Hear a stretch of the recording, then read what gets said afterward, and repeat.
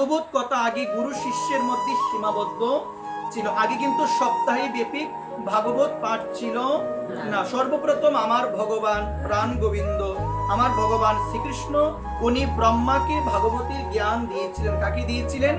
ব্রহ্মাকে দিয়েছিলেন। এবং ব্রহ্মা দিয়েছিলেন তার সন্তান শ্রী নারদ মুনিকে, এবং নারদ মুনি দিয়েছিলেন কৃষ্ণ দ্বৈপায়ন বেদব্যাসকে। মা এই কথাগুলো একটু ধ্যান দিয়ে শুনবেন, প্রশ্ন থাকবে এখান থেকে, একটু ধ্যান দিয়ে শুনবেন। রাধে শ্যাম।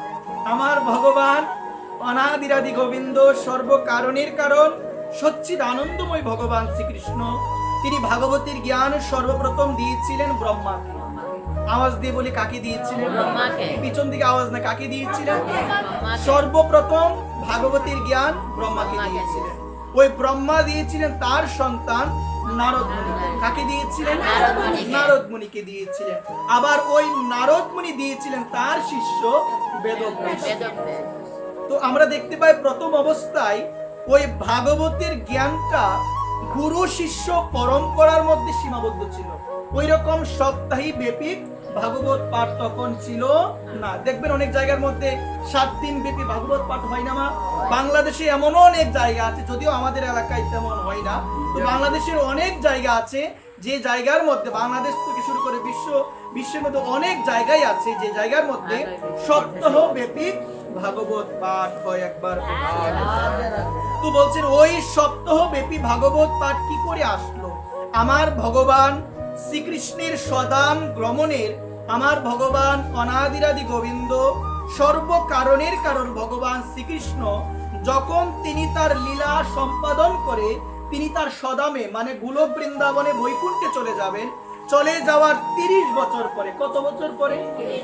ভগবান শ্রীকৃষ্ণের সদাম গ্রমণে 30 বছর পরে শ্রী শুকদেব গোস্বামী মহারাজ তিনি রাজা পরীক্ষিতকে ভাগবতের কথা শুনিয়েছিলেন।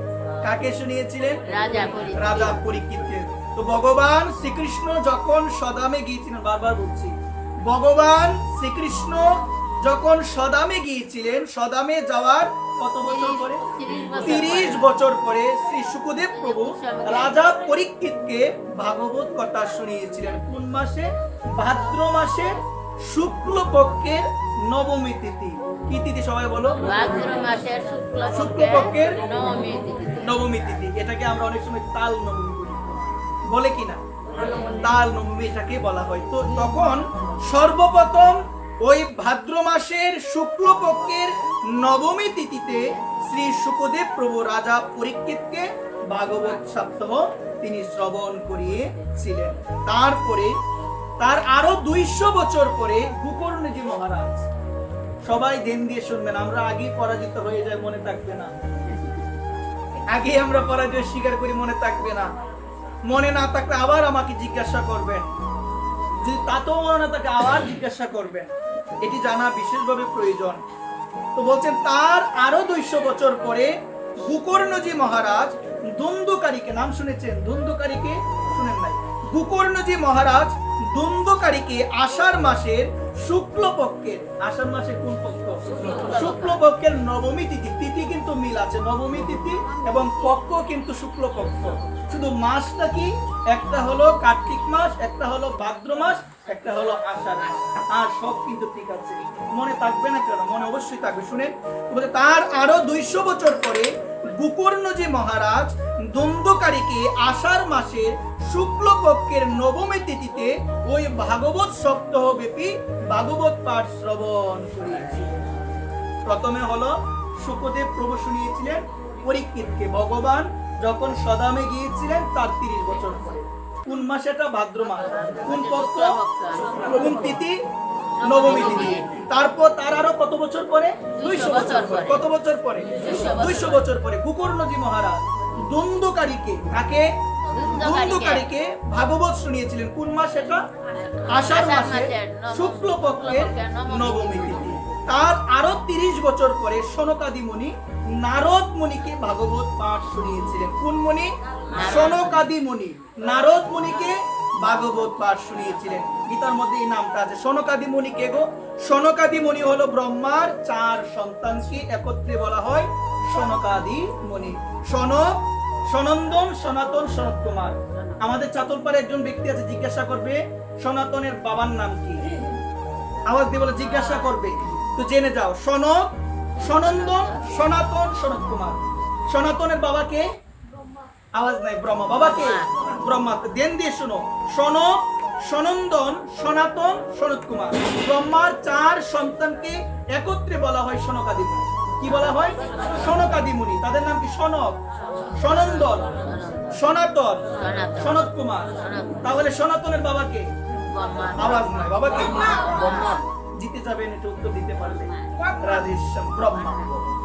তো এই জন্য বলছে তার আরো 30 বছর পরে সনকাদি মুনি ভাগবত শুনিয়েছিলেন দেবর্ষিপাদ নারদকে। কাকে শুনিয়েছিলেন? দেবর্ষিপাদ নারদকে। কার্তিক মাসে শুক্লপক্ষের নবমী তিথি। কোন তিথি সবাই বলো? আমি আবারও বলবো, আমি আবারও রিপিট করবো, শুনেন। ভগবান শ্রীকৃষ্ণ সদাম গমনের 30 বছর পরে, কত বছর পরে? 30 বছর পরে শ্রী শুকদেব প্রভু ভাগবত শুনিয়েছিলেন রাজা পরীক্ষিতকে। কোন মাসে শুনিয়েছিলেন? ভাদ্র মাসে শুক্লপক্ষের নবমী তিথি। তার আরো কত বছর পরে গোকর্ণজি মহারাজ ভাগবত শুনিয়েছিলেন ধুন্ধুকারীকে। কত বছর পরে? এই তো সবাই পারে। 200 বছর পরে। কোন মাস এটা? আষাঢ় মাস শুক্লপক্ষ নবমী তিথি। তৃতীয় মিল আছে কিন্তু, নবমী তিথি মিল, পক্ষ কিন্তু মিল আছে, শুক্লপক্ষ। ঠিক আছে কিনা? মিল আছে। তারপরে আর কত বছর পরে?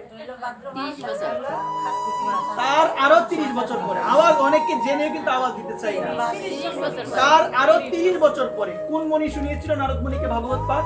সনকাদি মুনি। মা আজ দে বলে নামটা কি? সনকাদি মুনি। বলো সবাই। সনকাদি মুনি ভাগবত পাঠ শুনিয়েছিলেন নারদকে। এটা কোন মাস? কার্তিক মাস। কোন পক্ষ?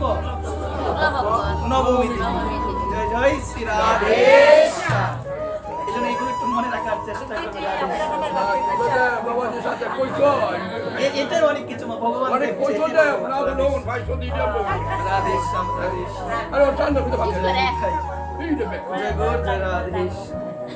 এই জন্য সুধীবৃন্দ, এগুলো বলানোর অর্থ হচ্ছে এভাবে আমি কখনো বলানোর চিন্তাধারা নেই, কিন্তু আজকে হঠাৎ পাঠে এসে মনে হলো এগুলো যদি এভাবে না বলায় মনে থাকবে না। তারপরে দেখা গিয়েছে মাঝে মাঝে একটু লাগতে পারে, কিন্তু ভুল হতে হতে শুদ্ধ হবে। আমি গীতা ভালোভাবে পড়তে পারি না, তাই কি আমি গীতা পড়বো না? বা ভাগবত পড়তে পারি না, আমি কোনো গ্রন্থই ভালোভাবে পড়তে পারি না, ভুল হবে। এই বইয়ে যদি আমি না পড়ি, এটা আমার ব্যর্থতা। ভগবান বলছে তুমি পড়ো, আমি তোমাকে শুদ্ধ করে দিব। ভগবান ভুল দেখে না, ভুল দেখে আমরা মানুষরা ভুল দেখি। আমরা মানুষরা ভুল দেখবো যে অমুকে কি পড়ে, অমুকের ভুল হয়, উনার কিছু হয় না, উনার শুদ্ধ নাই, কেন গীতা উনি পড়ে? ভগবান বলেছেন তুমি পড়ে যাও, তুমি গীতা পড়ে যাও, তুমি গীতা পড়ে যাও, আমি তোমাকে শুদ্ধ করে দিব। আমরা যখন প্রথম অবস্থায় গীতা পড়তাম, শ্লোক কি আমরা শুদ্ধভাবে বলতে পারতাম? অনেক ভুল হতো, শ্লোকে ভুল হতো, উচ্চারণে ভুল হতো। এখনো যে ভুল হবে না এমন কোনো কথা না। একটা শ্লোক বলতে গেলে আমাকে 10 বার পড়তে হবে। 10 বার পড়ার পরে আমি দেখতে হবে উচ্চারণটা আমার ঠিক আছে কিনা। ঠিক তদ্রুপ আপনারা যদি এভাবে চেষ্টা করেন, যাদের পড়াশোনা আছে, দেখবেন আস্তে আস্তে আপনারাও সবকিছু পেরে যাবেন, একবার পেরে যাবেন। এই জন্য সুধীবৃন্দ, আপনাদের শ্রী রাতুল শ্রী চরণ কমলে আমি অধম নিবেদন করে বলবো, আমরা যেন ধ্যান দিয়ে কথাগুলো শুনি। যে আমরা অনেক সময় বলি মনে থাকে না, মনে থাকবে, কিন্তু আমরা ভাগবত পাঠ শ্রবণ করার পরে মনন আমরা করি না, বাড়িতে গিয়ে সেগুলো আমরা স্মরণ করি না। যদি স্মরণ করতাম, আজকে এখানে পাঠ হলো, আমি যখন উঠে যাব এখান থেকে, সেই সময় কিন্তু আজকে যে আলোচনা হলো, আমার মনে হয় কি এই কথাগুলো সবাই আমরা আলোচনা করি, অন্য আলোচনা শুরু হয়। যে মনে থাকবে কি করে? আমার মনে থাকবে কি করে? আমি যদি আজকে এখান থেকে যাওয়ার পথে আলোচনা করি যে আজকে কি আলোচনা হলো, এর মধ্যে একটা ভুল হলে দেখবেন আরেকজন শুদ্ধ করে দিবে, না এই আলোচনা হয়নি, এটা হয়েছে। তো ওইরকম ভাবে যদি আমরা কয়েকজনের মধ্যে এই কথাগুলোকে আলোচনায় সীমাবদ্ধ রাখতে পারি, দেখবেন আস্তে আস্তে সবকিছু শুদ্ধ হবে। মনেও থাকে, মনে না থাকলে অমুকের মা মনে করিয়ে দিবে, অমুকের মা মনে না থাকলে অমুকের মা মনে করিয়ে দিবে। তো আমাকে তো আলোচনা করতে হবে। এখন আমরা শুনি একদিন, আমাদের চেতনার সীমাবদ্ধ থাকে একদিন, এখান থেকে উঠে গেলে আর সেগুলো স্মরণ থাকে না। এই জন্য মা আপনাদের রাতুল চরণে একটা নিবেদন করে বলবো, ওই ধর্ম যাজন মানে হলো অবস্থার উন্নতি, ক্রমোন্নতি। ধর্ম যাজন মানে কি? অবস্থার উন্নতি, মানে ক্রমোন্নতি। উন্নতি বুঝাচ্ছে এখানে, বলছে শাস্ত্রে পরিষ্কার ভাবে বলা হয়েছে তমের থেকে রজ ভালো, রজের থেকে সত্য ভালো, সত্যের থেকে বিশুদ্ধ সত্য ভালো। সত্যম বিশুদ্ধম বাসুদেব সব্দিতম। তো এই জায়গায় বলা হলো তমের থেকে রজ ভালো, রজের থেকে সত্য ভালো। প্রত্যেকটা মানুষ এই তিনটা গুণের অধীন। প্রত্যেকটা মানুষ কয়টা গুণের অধীন? গীতার মধ্যে দেখবেন চতুর্দশ অধ্যায়, সেই অধ্যায়ের নাম হলো গুণত্রয় বিভাজ্য। সেই বিভাগ যুগের মধ্যে খুব সুন্দরভাবে লিপিবদ্ধ হয়েছে আমরা সবাই হলাম গুণের অধীন। সবাই কিসের অধীন? সবাই বলো। সবাই হলাম আমরা গুণের অধীন। তো এই জায়গায় বলা হলো ধর্ম যাজন মানেই হলো অবস্থার ক্রমোন্নতি, অবস্থার উন্নতি।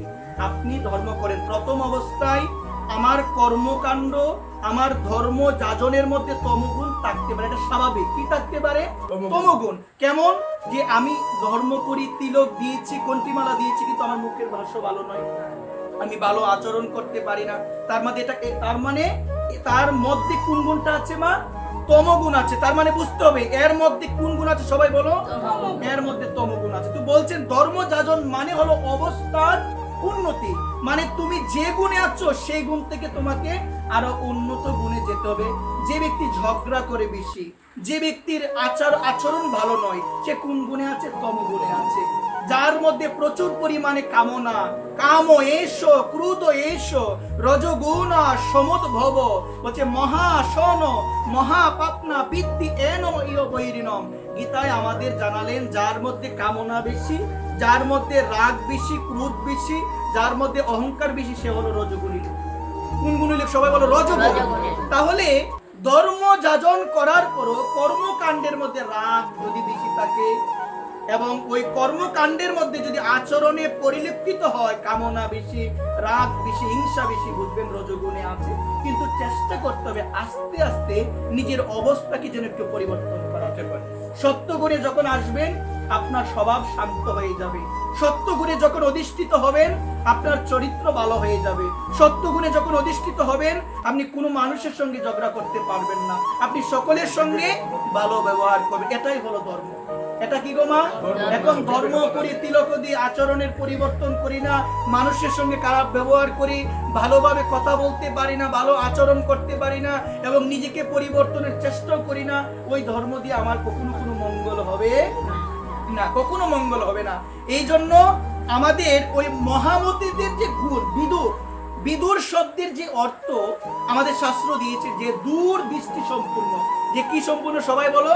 দূর দৃষ্টি সম্পূর্ণ মানে যে হৃদয় থেকে বিশেষভাবে সংসারকে দূরে সরিয়ে রেখেছেন, সে হলো বিদুর। সে কে গো মা? সে হলো বিদুর। দূর দৃষ্টি সম্পূর্ণ।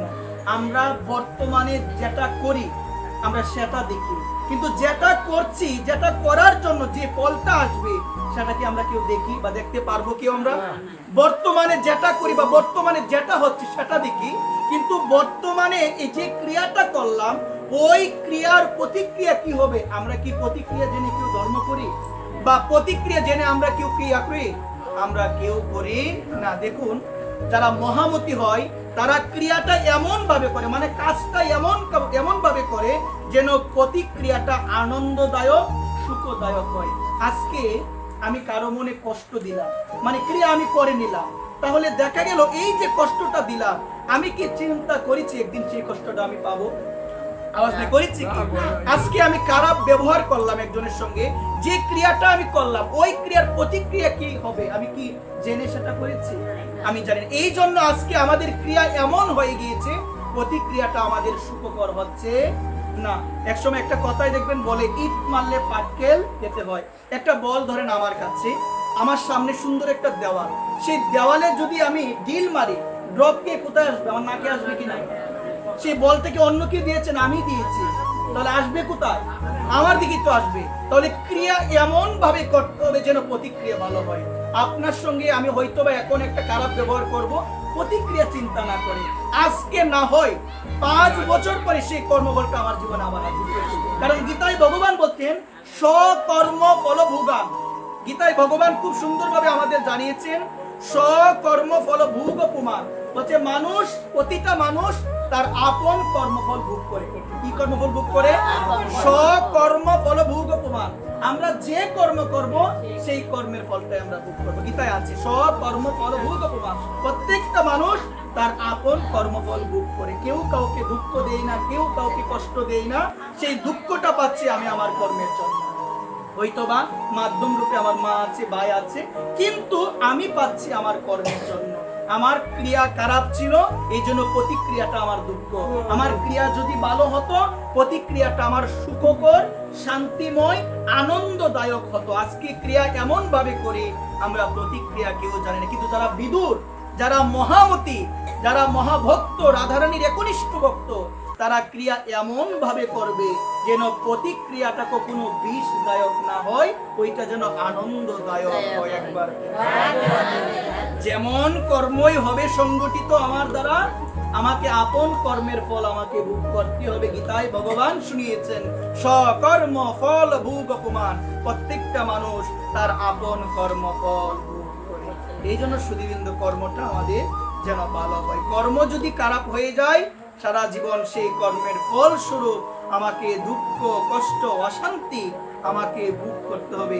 এই জন্য গীতায় আমাদের শুনিয়েছেন সেই কর্মটা যেন নিঃস্বার্থভাবে হয়, সেই কর্মটা যেন ভগবানের উদ্দেশ্য হয়, নিজের স্বার্থের জন্য যেন সেই কর্মটা কখনো না হয়। যদি হয় তাহলে সেই কর্মই আমাকে দুঃখ দিবে, সেই কর্মই আমাকে কষ্ট দিবে, সেই কর্মই আমাকে অশান্তি দিবে। এই জন্য সুধীবৃন্দ, আপনাদের শ্রী রাতুল শ্রীচরণে নিবেদন করে বলবো, ধর্ম মানেই হলো অবস্থার কি গোমা ক্রমোন্নতি, মানে নিজেকে পরিবর্তন করতে হবে। তাহলে আমরা মনুসংহিতায় দেখতে পাই, একটা মানুষ ধর্ম করে, যে ধার্মিক, যে ধর্মের 5টি প্রাথমিক লক্ষণ। প্রাথমিক লক্ষণ কয়টি? অনেক লক্ষণ আছে। এর মধ্যে প্রাথমিক লক্ষণের মধ্যে উল্লেখ করেছেন অহিংসা। কি উল্লেখ করছে সবাই বলেন? অহিংসা। অহিংসা পরমং ধর্ম। বলছেন মনুসংহিতার মধ্যে আমাদের মানব সমাজের আদি পিতা, যার নাম হলো মনু মহারাজ। নামটা কি সবাই বলেন? মনু মহারাজ। তো মনু মহারাজ বলছেন ধর্মের প্রাথমিক যে 5টা লক্ষণ, এর মধ্যে অহিংসা আছে, সত্য আছে, অস্তেয় আছে, শৌচম আছে এবং সংযম আছে। এই 5টা হলো ধর্মের প্রাথমিক লক্ষণ। কয়টা লক্ষণ মা? যিনি ধার্মিক হবে তার মধ্যে প্রথম লক্ষণ হবে অহিংসা। কোন জীবকে সে হিংসা করবে না। দ্বিতীয় লক্ষণ হলো তার মধ্যে সত্য গুণটা থাকবে, সে সর্বদা সত্য কথা বলার চেষ্টা করবে। তারপরে হলো অস্তেয়, কাউকে কোনো কিছু না বলে কোনো কিছু সে নিতে পারবে না, যেটাকে বলে চুরি করা যাবে না। চুরি করা কি করা যাবে না বলেন? চুরি করা যাবে না। তারপরে হলো শৌচম, মানে নিজেকে সর্বদা পবিত্র রাখবে। কি রাখবে গো মা? এবং নিজেকে পবিত্র রাখতে গেলে সর্বদা মুখে কার নাম করতে হবে? আওয়াজ না, কার নাম? ভগবানের নাম। তারপরে সংযম, মানে নিজেকে নিয়ন্ত্রণ রাখতে হবে। অনেক পরিস্থিতি আসবে, নিজে শান্ত থাকতে হবে। সংসার মানে জটিল পরিস্থিতি আসবে, কিন্তু মুখ দিয়ে খারাপ ভাষা যেন বের না। একবার যদি বের হয়ে যায় শেষ। মহাভারতের এত বড় যুদ্ধ কেন হলো? একটা কথার জন্য। রামায়ণের মধ্যে ভগবান 14 বছরের বনবাসে গেলে একটা কথার জন্য। হলো কিনা বলেন না আওয়াজ দিয়ে? একটা কথার জন্য। তাহলে একটা কথায় সম্পূর্ণ মহাভারতের যুদ্ধটা করিয়ে দিল মা। যখন আমার ভগবান শান্তির প্রস্তাব নিয়ে হস্তিনাপুরে গেল এবং দুর্যোধনকে বলা হলো কিছু চাই না, শুধু 5টা গ্রাম দিয়ে দাও। কয়টা গ্রাম? আর দুর্যোধন উত্তর দিল, বিনা যুদ্ধে নাহি দিব, সুচাগ্র পরিমাণ দিবি। একটা কথা যুদ্ধের কারণ হয়ে গেল।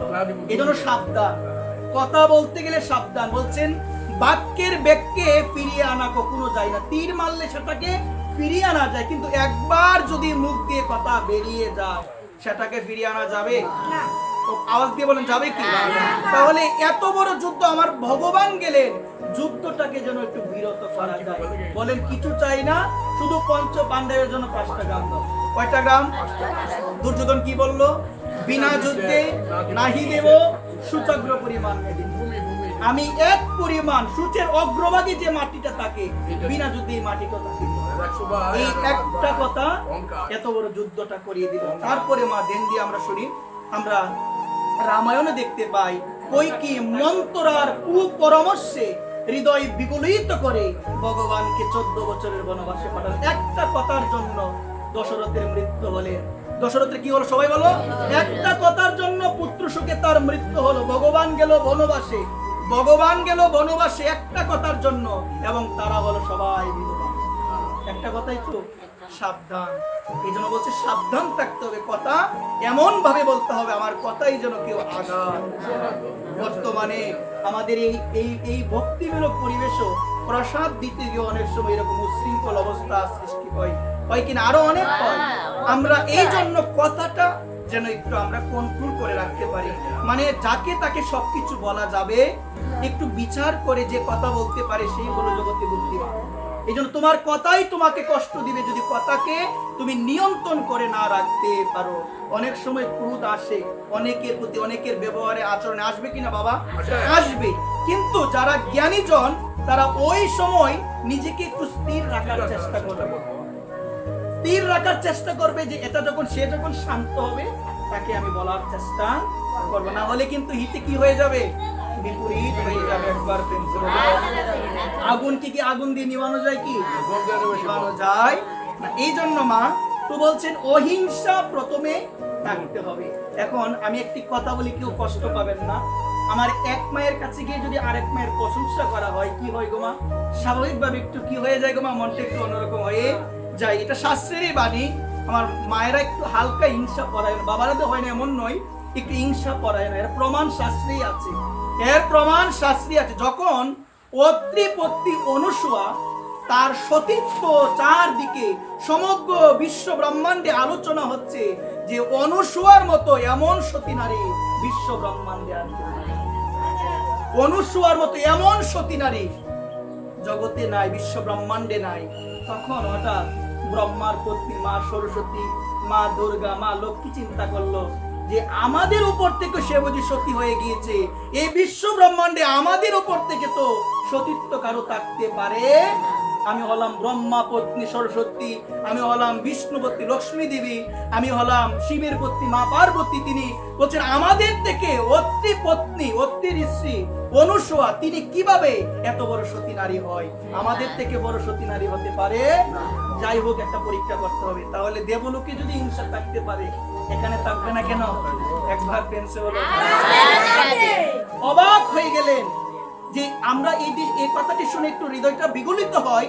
দেবলোকে এমন ধরনের রীতিনীতি পাওয়া যায়। শুধুবিন্দু দেখুন আজকে জগৎ কি শিক্ষা দিল। এই জায়গার মধ্যে লীলা বিলাসও আছে, একটা লীলাও আছে। এই জন্য আমরা শুধু এটা নিব না, লীলাটা আমরা গ্রহণ করার চেষ্টা করবো। শুধুবিন্দু আজকে মা একটু লীলাটা শুনে যাও। এই লীলাটা শুনলে একটা তত্ত্ব জানতে পারবে, একটা বিশাল তত্ত্ব এখানে আছে। তখন তারা তিনজন তাদের স্বামীর কাছে গেল, ব্রহ্মার কাছে গেল, বিষ্ণুর কাছে গেল, এবং আরেকজন কার কাছে গেল? সবাই বলো। মহাদেবের কাছে গেল। ধ্যান দিয়ে শুনবেন। তিনজন গেল তাদের স্বামীর কাছে, গিয়ে বলল যেন অনুসূয়াকে পরীক্ষা করা হয়, অনুসূয়াকে যেন পরীক্ষা করা হয়। আপনারা নগ্ন হয়ে অনুসূয়ার কাছে যাবেন এবং অনুসূয়ার কাছ থেকে আপনারা ভিক্ষা প্রার্থনা করবেন এবং অনুসূয়াকে বলবেন সেও যেন নগ্ন হয়ে আপনাদের ভিক্ষা দেবে। সতীত্ব পরীক্ষা করতে হবে। বলা হয়েছে আজকে ত্রিদেব আসলো, ব্রহ্মা বিষ্ণু মহেশ্বর তিনজনের ভূমণ্ডলে তারা প্রকটিত হয়ে অনুসূয়ার দুয়ারে আসলো। অনুসূয়াকে ডেকে সম্বোধন করে বলছেন এসেছি আপনার কাছে ভিক্ষা নেওয়ার জন্য, ভিক্ষা দিতে হবে। অনুসূয়া যাবেন ভিক্ষা করে আনতে, বলছেন যে আপনি ভিক্ষা দিতে পারবেন, কিন্তু আপনাকে আমরা যেমন নগ্ন তেমন নগ্ন হয়ে দিতে হবে। ঘরে গেলেন, স্বামীর কথা চিন্তা করছেন এবং স্মরণ করছে স্বামীকে এখন আমি কি করব। তখন তিনি, তার মধ্যে এত সতীত্বর তেজ ছিল, তিনি প্রার্থনা করে বললেন আমি যদি সত্যি সতী নারী হয়, আমার যদি সত্যি সতীত্বের তেজ থাকে, হে ভগবান আমি তোমার কাছে এই প্রার্থনা করলাম যে তিনজন আজকে আমার দুয়ারে এসেছে তারা যেন ছোট শিশুতে রূপান্তরিত হয়ে যায়, ছোট শিশুতে যেন তারা রূপান্তরিত হয়ে যায়। ছোট শিশুর কাছে মায়ের বস্ত্র থাকলে কি না থাকলে কি, মা পান করায় না স্তনদুগ্ধ? তাহলে আজকে সে প্রার্থনা করে বলেন আমি যদি সত্যি সতী নারী যদি আমি হয়ে থাকি, তাহলে সেই তিনজন যেন আমার কাছে শিশু সুলভ হয়ে যায়, তাদেরকে যেন আমি স্তনদুগ্ধ পান করাতে পারি। বাইরে এসে দেখে তিনজন কাঁদতে লেগেছে, ছোট শিশুতে রূপান্তরিত হয়ে গেল। এখন মা অনুসূয়া সেবা দিতে লাগলো তাদের তিনজনকে। অনেক দিন হয়ে গেল, ব্রহ্মাও নাই, বিষ্ণুও নাই, মহেশ্বরও নাই, কেউ নাই। এখন কিভাবে পরিচালনা হবে বিশ্ব ব্রহ্মাণ্ড? সমস্ত দেবদেবী তাদের স্ত্রীর কাছে গিয়ে উপনীত হয়ে বললেন, এখন আমরা কি করব? তখন তারা তিনজন আসলেন অনুসূয়ার ঘরে, এসে দেখেন তাদের স্বামী আজকে শিশুতে পরিণত হয়ে আছে। অনুসূয়ার কাছে প্রার্থনা করলেন, ভুল হয়েছে, আমরাই পাঠিয়েছিলাম, আপনি ক্ষমা করুন। বলছে, আমি তো আমার সন্তানদের দিব, আমি তো আমার সন্তানদের দিব না। বলছেন, আপনি না দিলে বিশ্ব ব্রহ্মাণ্ড পরিচালনা করবে, কি দিতেই হবে। তখন এই কথা বলাতে আমার ভগবান, আজকে আমার ভগবান আছেন, মহেশ্বর আছেন, এই জায়গার মধ্যে ব্রহ্মা আছে, তিনজন একটা রূপ তারা ধারণ করেছেন, যে রূপের নাম হলো ত্রিনাথ ভগবান। এই যে ত্রিনাথের সেবা দেওয়া হয়, ত্রিনাথ আসলো কিভাবে? ত্রিনাথ কিভাবে আসলো? ব্রহ্মা, বিষ্ণু, মহেশ্বরের মিলিত রূপ, তিননাথ নয়, ত্রিনাথ। ত্রিনাথ, ত্রিনাথ, তিনজনের সম্মিলিত রূপ আজকে হয়েছে, জগতে ঘোষিত হলো। অনুসূয়ার মতো সতী নারী জগতে আর কেউ নাই। অনুসূয়ার মতো এত সতীত্বের তেজ, আজকে ভগবান আসলো পরীক্ষা করার জন্য, ব্রহ্মা আসলো, মহেশ্বর আসলো, তিনজনই ছোট শিশুতে পরিণত হয়ে গেল, এবং তাদের তিনজনের সম্মিলিত রূপ হলো ওই ত্রিনাথ। বলিয়ে ত্রিনাথ ভগবান কি জয়। জয় শ্রী রাধে।